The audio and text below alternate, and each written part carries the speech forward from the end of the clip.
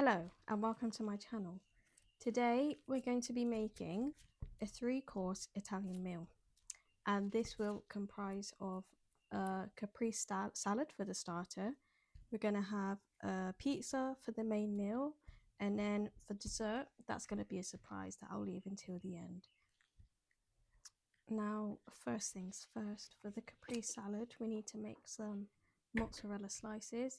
If you don't know what a caprese salad is, it's basically slices of tomato alternating with slices of mozzarella and then some green leaves in between. Don't ask me what those green leaves are, I don't know. Google it yourself and find out. I probably should know, but I don't. But yeah, this is the mozzarella part. I wish I left it like this, but I think I just forgot what mozzarella actually looks like and decided to do way too much to this than I actually needed to, and it was probably perfect like this, to be honest.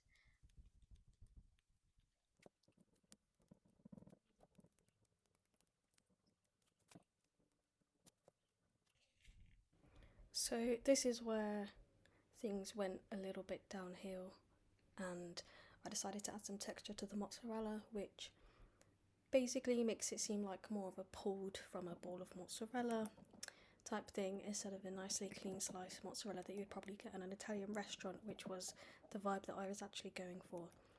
So in hindsight, I would not do this part and I would have kept it nice and smooth.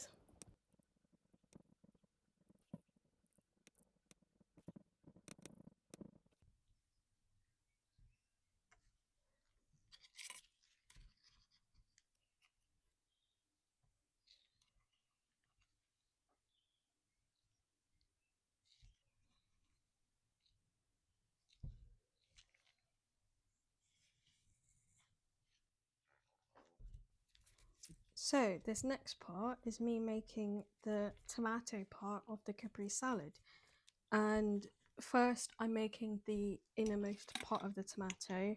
If you look closely, the innermost part is a bit pale, and then it goes a bit darker, and then I feel like it goes darkest on the outside. So that's how we're approaching it. This next little red bit is going to be the second layer of the tomato, and then after this we'll roll it all together, and then we'll add the final darkest red layer.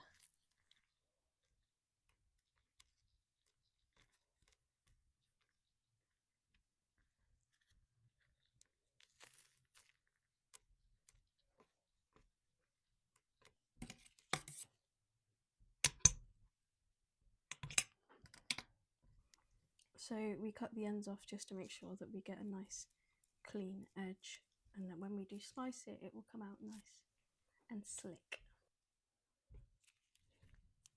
And then this next part is me adding the last outer layer of the tomato, which is the most reddest bit.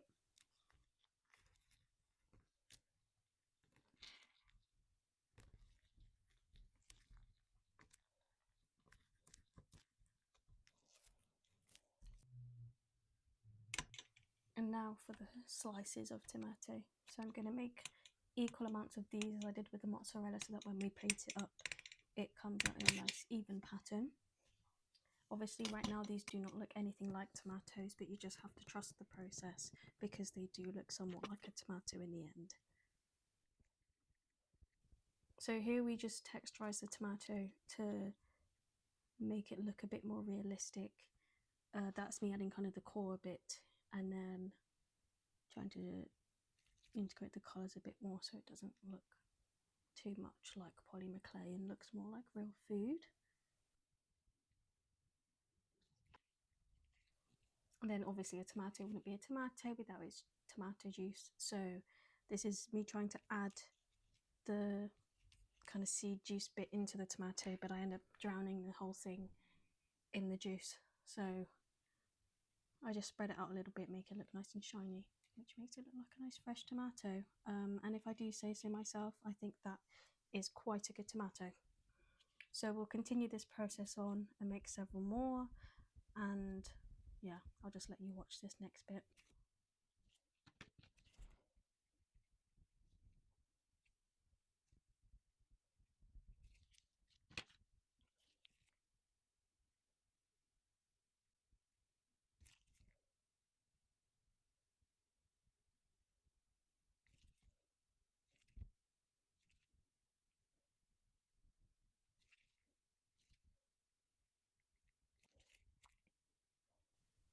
Luckily this time I learnt from my last mistake and used a lot less of the resin for this one.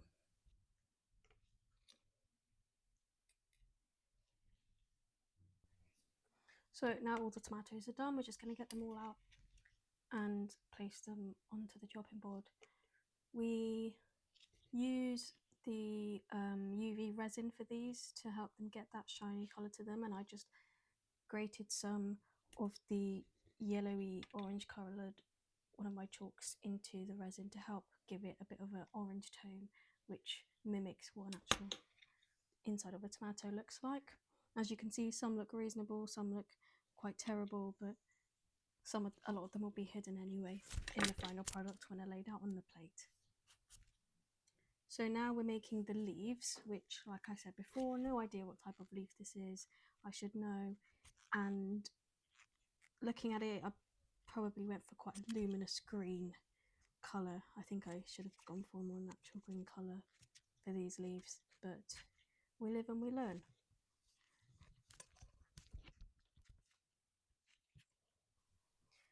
So this next part is the very intricate process of adding all of the texture to the leaves. Quite tedious, but also quite fun because they're so tiny, and trying to get this right is quite difficult. Some of the leaves are leaf shaped, some of them are not very leaf shaped, but just like with the tomatoes, a lot of these will be hidden anyway, so it doesn't really matter in the final product.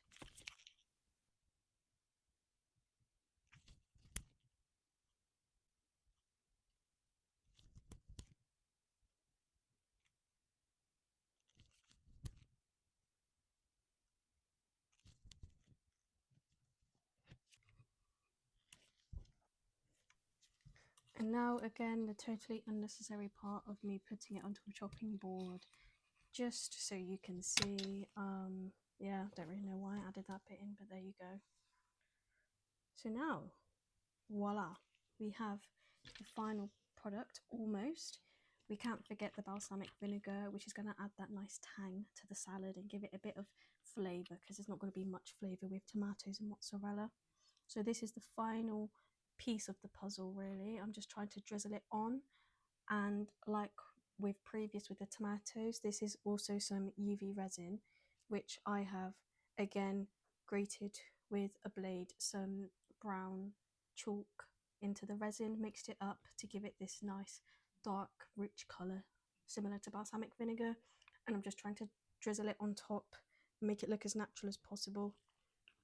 And then once this is all on in the way that I want it, we can then set this resin using a UV light, and it takes a very short amount of time, probably 2 minutes, for the resin to dry under that UV light, and then that will be hardened, and that's the final product.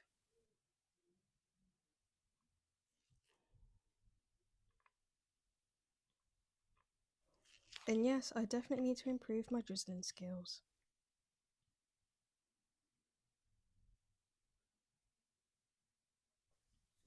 And like I said earlier, you can see only 2 tomatoes actually are on show in this salad, so luckily the rest of them can be hidden, so I obviously picked the best 2 tomatoes to be at the front. However, I did go on to cover them with balsamic vinegar, so you can't even see all of the hard work I did. I may as well have kept them just red, to be honest, and not done anything else. But yeah, this is how it's looking. We've got drizzles of the balsamic vinegar on top, we've got the leaves there, and then the mozzarella in between the tomatoes. I think it looks quite tasty, and if I say so myself, I would quite happily eat that. So moving on, we are now on to course 2. If you can guess what this could be, considering it's an Italian themed menu and it's a 3-course meal, and this is a round piece of clay, I'm sure you can guess that this is going to be pizza. So we are actually making a pepperoni pizza today, and let me tell you now, the final product genuinely shocked myself how good it was. But anyway, let's watch the process. So this is me first adding the undertones of red to act as the tomato sauce. I like to use my base of just white clay and then add the colours myself with the chalks. I find that makes the final product look a lot more realistic and saves me having to mix up different colours to kind of make it the right colour. So yeah, I think that works very well for me. This is now a big flake of cheese, which looks very strange right now, but if you look at a pizza in real life, it's mostly just cheese over tomato sauce, really, isn't it? So this is me just kind of blending the cheese into the base to give it more of a natural texture. And then now we're just adding a colour, so we're going to build with different shades. Obviously we're starting with yellow, which I know cheese, you don't really find cheese unless it's American cheese that is this yellow. So I've gone with a darker shade, and then now we're just going to darken up the tomato sauce because it currently looks kind of like powder. So if you wet the brush and then rub it onto these chalks, it makes a much darker, richer colour, and it almost makes it into a paint, which I find works a lot better than just using a dry brush and using the powder from it.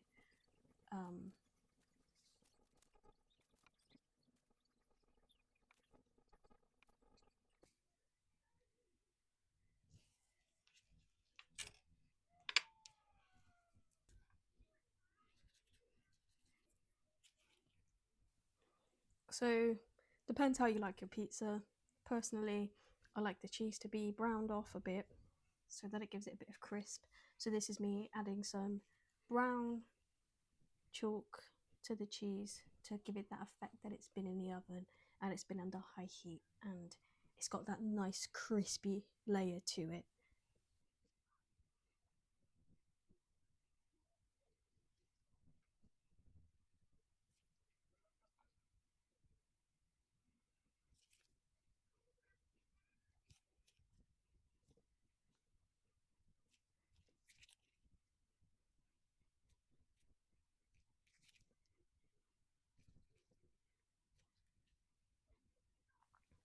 And do let me know in the comments how you like your pizza. I personally like mine to have quite a floppy base, but I like the crust to be crispy and I want it to be properly cooked. I don't want it to have raw dough.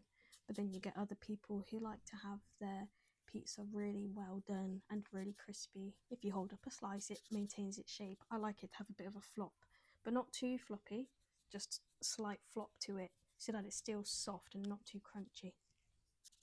So now we're just going to shade in the crust. This took, because I used white polymer clay, it took a lot of layers of different colours of chalk to get the proper colour that I was looking for.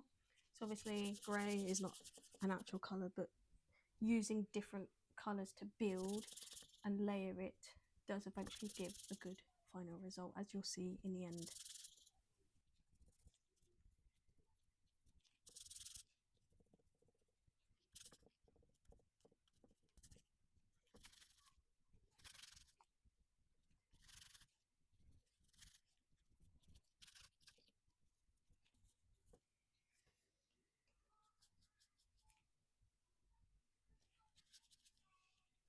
This bit you have to be quite careful with because it's very easy to add too much black. This is kind of to give it that charred look as if it's been put in a pizza oven, not putting your frozen pizza in your oven in your house. This is a proper wood fire made pizza.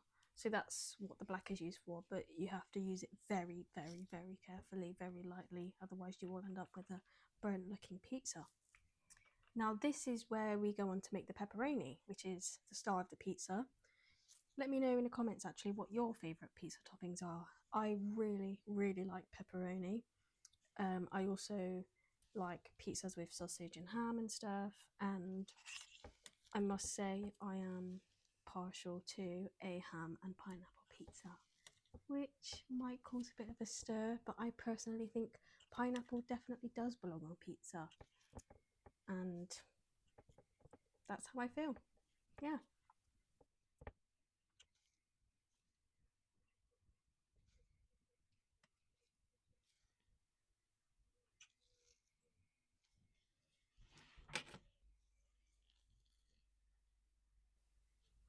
So now we have to flatten these little balls into their pepperoni shapes. We still want to keep some thickness to them because we don't want it to just, if this clay becomes too thin, it will basically become invisible and just spread out. So we need to make sure there's still some thickness to it. And I think any good pepperoni pizza, to be honest, has a good thick pepperoni on it. So that's what I did.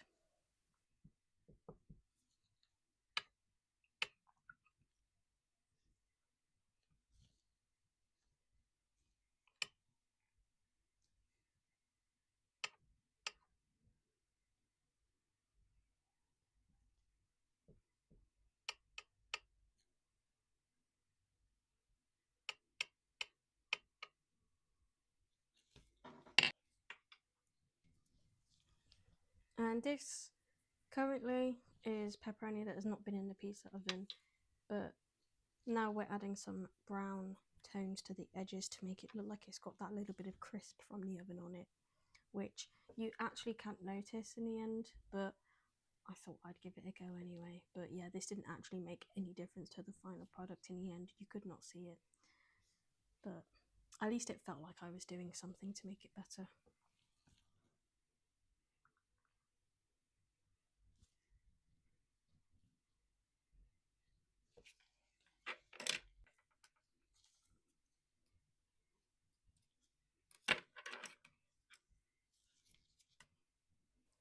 So now it's time to add the pepperoni to the pizza. And I do actually end up adding more off camera because I do end up realizing that there is nowhere near enough pepperoni on this pizza, and it's more of a single pepperoni pizza than a double pepperoni pizza. And personally, I always like a double pepperoni pizza, so that's what we end up going for in the end. But this is just me kind of blending the pepperoni into the cheese so it's not sticking up and all curled, and it actually looks flat and like it's blended into the cheese.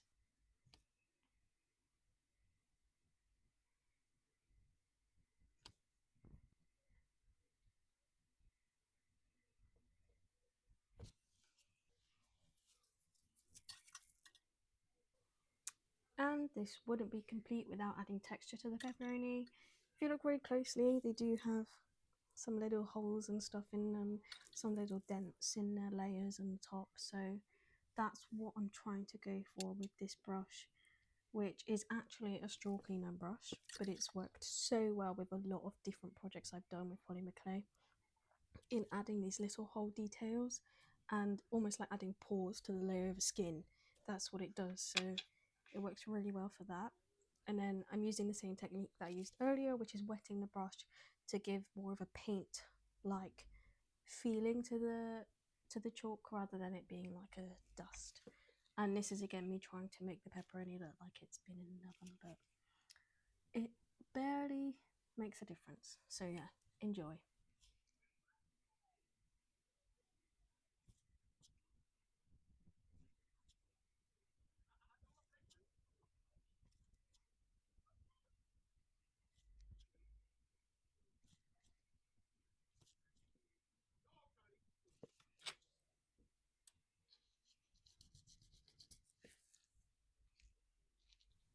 So this is the final product before we put it in the oven to cook. So we put it in at 110 degrees for, I usually do 10 to 12 minutes because it doesn't actually need that long in there. And then when it's done, it comes out and it's firmed up, and then it doesn't end up losing its shape anymore, so it's not malleable anymore. So this is the next part, which is me making dessert. We've done the starter, done the main, and now it's time for dessert. Now, if you can guess what this could be, what Italian dessert could possibly start by looking like this? Again, I feel like I'm going for very standard Italian dishes, so I don't think it's going to be very hard to guess what this might end up being. But let me know if you figure it out, because I'm not going to tell you until it becomes a bit more obvious.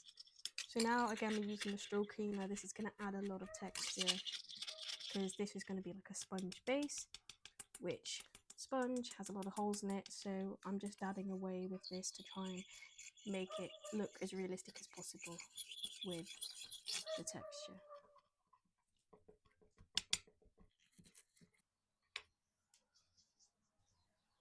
And now it's time to add some colour to this pale sponge.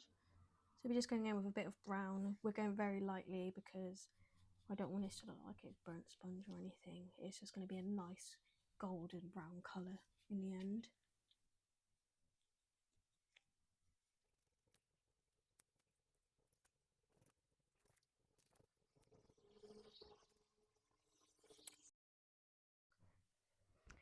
So now, instead of using separate sponge fingers, I just thought it'd be easier if I just put some indentations into this big chunk of sponge, so that in the end it does kind of look like it's put into fingers, but it's not actually. This is just me taking the easy way out basically, and not having to make 6 lots of sponge fingers, which would have taken quite a while. And if you haven't guessed already, this is indeed going to be a tiramisu. I'd be surprised if you would have guessed it by this, because this currently does not look anything like a tiramisu. I don't really know what that looks like. It looks like part of a sofa, to be honest. But trust the process. Again, with time, this will end up looking somewhat like a tiramisu.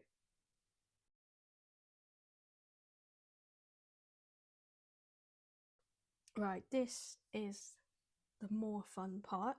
So I've got a lump of white polymer clay, and I'm adding FIMO liquid polymer clay to it. What this will do is, because this clay was also quite firm due to it being quite cool, so this liquid helps to soften it up a bit and makes it a lot more easier to work with. And then what you see me sprinkling on top is something that I learned is actually putting bicarbonate of soda within it, turns it into this kind of bubbly, spongy, marshmallowy texture, which you can't get with just the liquid polymer clay alone. It almost gives it some small little pores. It looks like it has pores in it in the end, which is a lot more realistic and looks a lot more like what the inside of a tiramisu would look like in the end. And of course, not enough bicarb, so I went heavy, heavy with adding some more bicarbonate of soda, so that this really, really looks like what I want it to look like.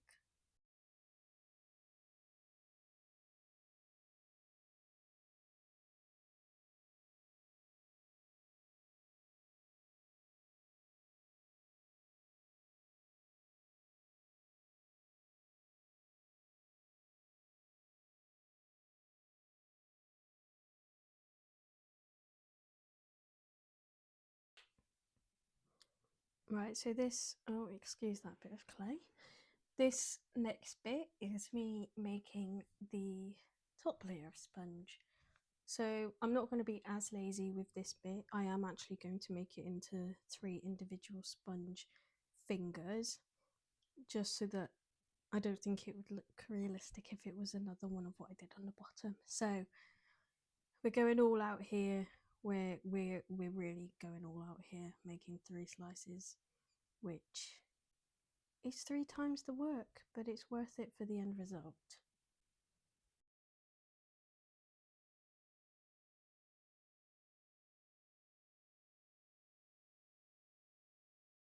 And now we're just texturing again, adding those little holes into the sponge as you would get in real life with a cake.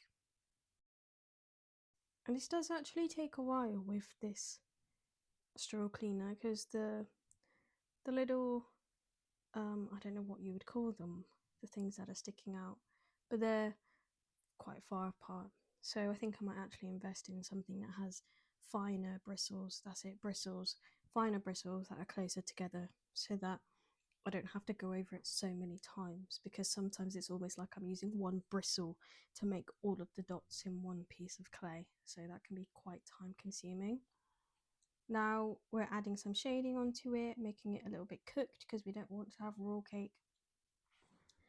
And we're just flipping it over, adding texture to the bottom so that it looks as realistic as possible, because obviously that's what we're going for.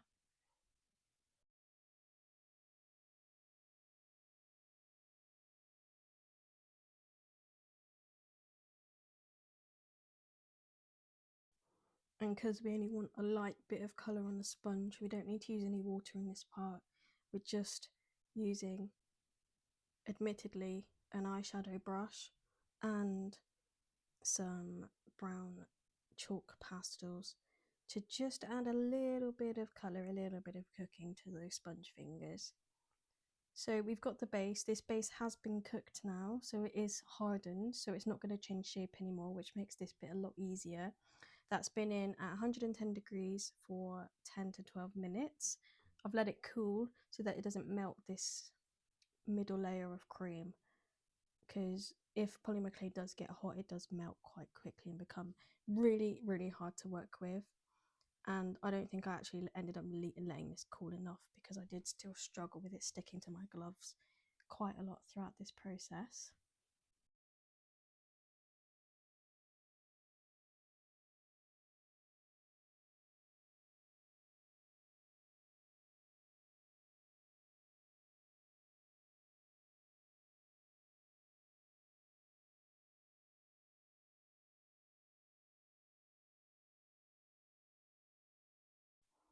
And now we've neatened that up, it's time to place these little sponge fingers on top. I think you can see now that it keeps sticking to my glove because it's got too warm already.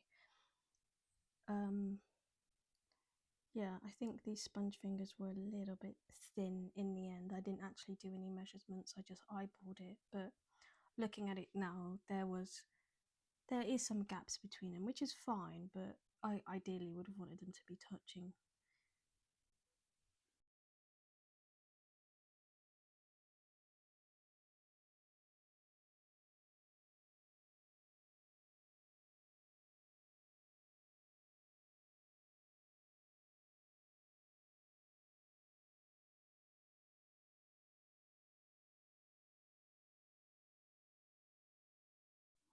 And this is how it's come together so far. I think it's actually doing quite well. I think it is coming together, you know. So I've now baked all of that again together for another 10 minutes at 110 degrees. That's just so the rest of it stuck together. You probably can, but you can't really overbake polymer clay.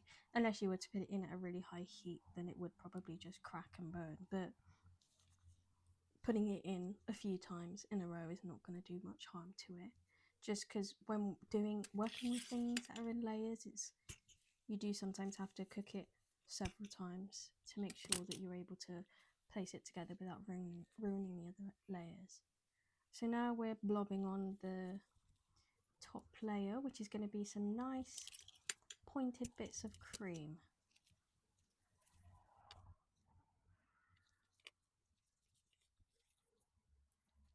And I'm again using the clay I mixed with the bicarbonate soda earlier so that it still has that nice bubbly texture like it did in the middle layer.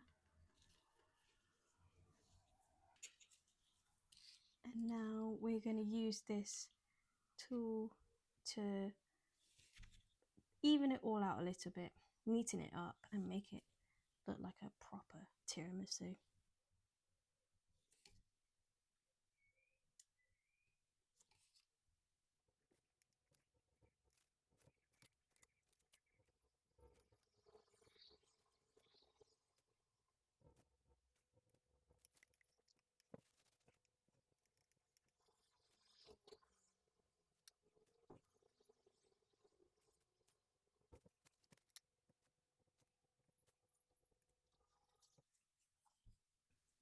And now, it wouldn't be a tiramisu without the icing on the cake. And when I say the icing on the cake, I mean the cocoa powder to top it all off. So we're just now using a blade to shave some of the pastel brown onto the top to mimic some cocoa powder. I will say I did go a bit ham on this, and looking back, I think I may have gone a little bit overboard with the cocoa powder, but at the same time, tiramisu is such a strong flavour, you know, it's just nice to add a bit of that cocoa powder to it to help the flavour. So yeah, this is the final product. And this is it all plated up.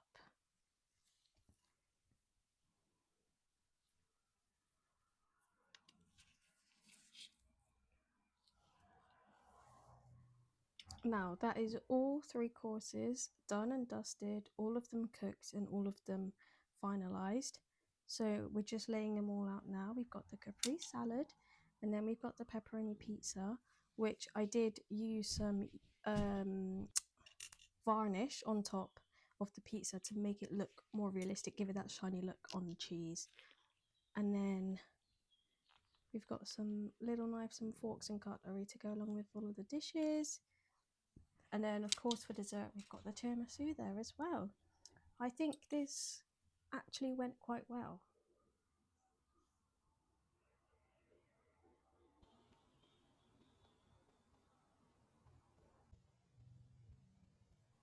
So yeah, thank you for watching, and I hope to see you in the next video. I don't even want to know how many times I said tomato in this video.